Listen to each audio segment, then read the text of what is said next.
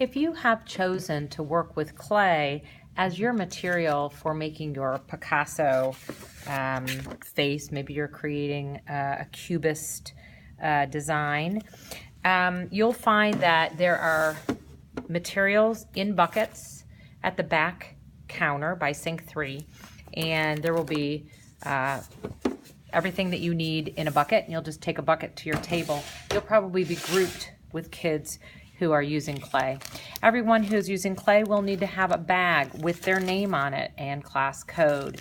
This is to keep your clay pieces in between classes, and then of course you want to make sure that you can zip it up tight, keep the air out of it, and keep it moist in between weeks. So everyone should have a bag.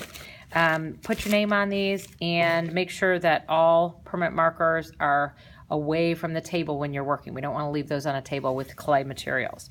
Everyone will get a chunk of clay that's about this size. It's about 1.5 pounds of clay. If you're using clay to build a sculpture, a 3-dimensional sculpture, you've worked with it before, you can pinch, you can mold, you can bend, you can,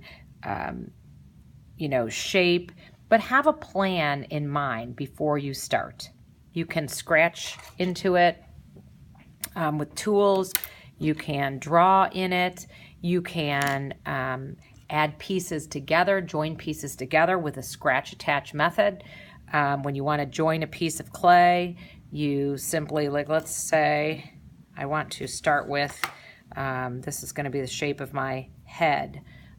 You could always, make pieces and form them, and in order to attach them together, you would have to decide where you want them to be. Let's say I wanted to make a really large nose and I wanted to add it. You can form it with the clay like so, decide where you want it to go, and when you're ready, you join the 2 pieces together by scratching both surfaces, adding water to both surfaces, and I have a bucket of water right here on the table. I gently pat the water into the grooves, gently pat the water here, and then you just press, and those will attach your pieces. You can use water to help smooth things out, but this clay is very soft, so I really wouldn't add too much water because you don't want your piece to become so wet and mushy that you can't actually work with it. Now, if you're choosing to do a flat slab, like this piece, if you actually want to create a face using some of the materials we looked at before, and you want to create a sculpture, a relief sculpture, which is, it pops out on the top, but it's flat on the back, then you want to create a slab. What you would do is you would take your piece of clay that you're given, you would flatten it by using just the palms of your hands, gently flatten it. Don't slam it or smash it.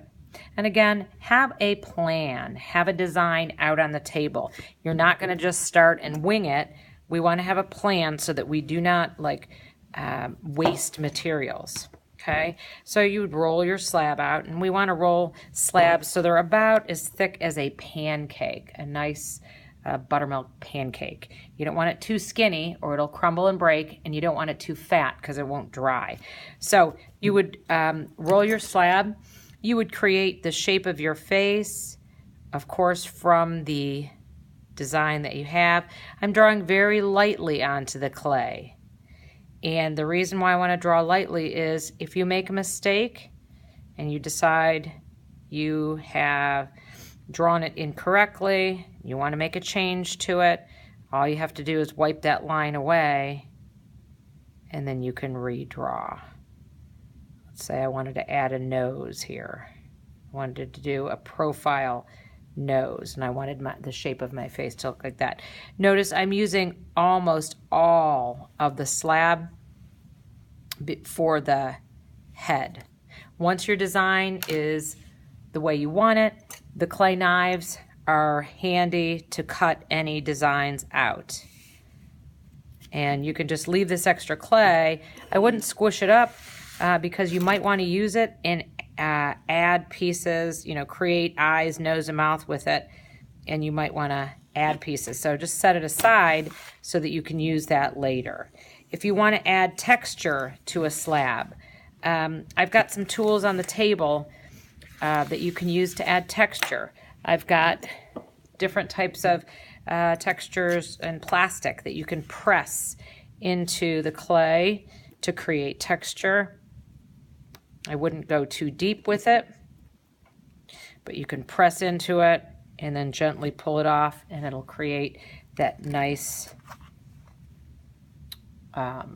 grid looking texture. If you'd rather do a texture with a rolling pin, this would create a different type of texture.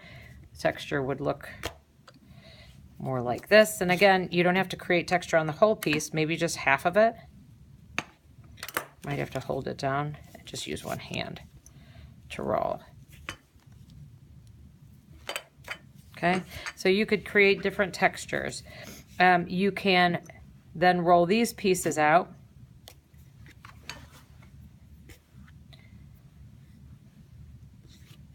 Decide which one you want. Draw your eyes, your nose, your mouth, whatever it is you want to add.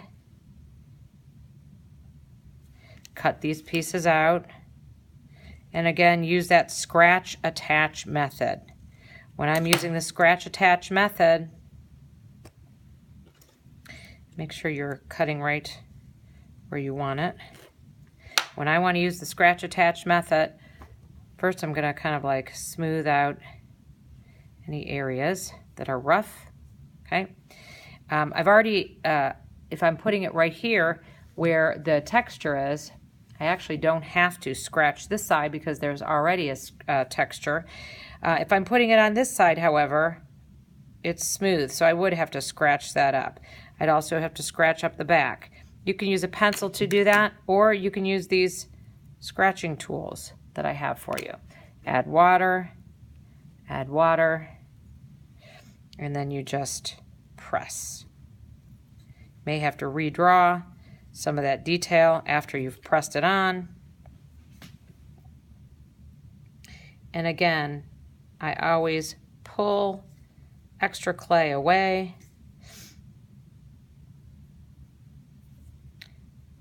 so that I don't end up with those little bits of clay. Those will actually fire and become very jagged, and they'll actually hurt your hands. One thing that I don't stress enough is really finishing your piece and making sure that your edges are nice and smooth so that when you do fire it, nothing is jagged. If you're gonna add hair and you want to make holes for later, I just use my clay knife. I put it right down in the top there. I drill.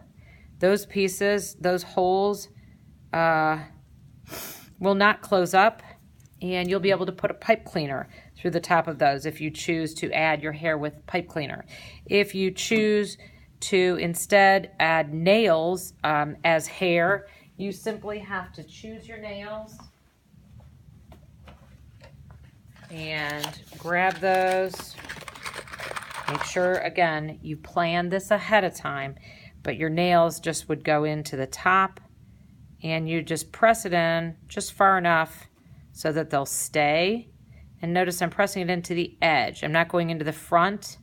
I want them to go down into the clay. That's why you have to have that clay nice and thick so you can actually press those nails in like that. And then these will just dry and they'll fire just like that. And that's how you work with clay.